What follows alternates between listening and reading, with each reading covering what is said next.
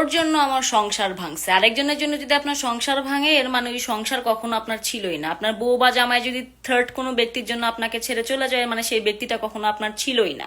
It's not about option, it's about priority and choice. আর 14 গোষ্ঠী মিলে হইতেছে মেয়ে দেখা বন্ধ করেন। মেয়ে কোনো বাজারের পণ্য না যে আপনার মা কি ভাবলো, আপনার ফ্যামিলি কি ভাবলো সেটা ম্যাটার করে। কারণ আপনি হইতেছে আপনার পরিবারের জন্য হইতেছে কাজের বেটি আর বাচ্চা পয়দা করার কোনো মেশিন হইতেছে কিনতে যাইতেছেন না। আপনি আপনার জন্য একটা বউ এবং লাইফ পার্টনার খোঁজার জন্য বিয়ে করেন। আর যে সমস্ত ছেলেরা বলে যে আমার ফ্যামিলি তোমাকে মেনে নেবে না, ওগুলোর লাথি দিয়ে এখনই বের করেন। যে আপনি একটা মানুষের সাথে সারা জীবন কাটাবেন, আপনার জীবনে একটা গুরুত্বপূর্ণ ডিসিশন, সেটা হোক সেটা আপনার মা বাবা কিংবা আপনার ফ্যামিলির উপর, আপনি কিভাবে ছাড়েন?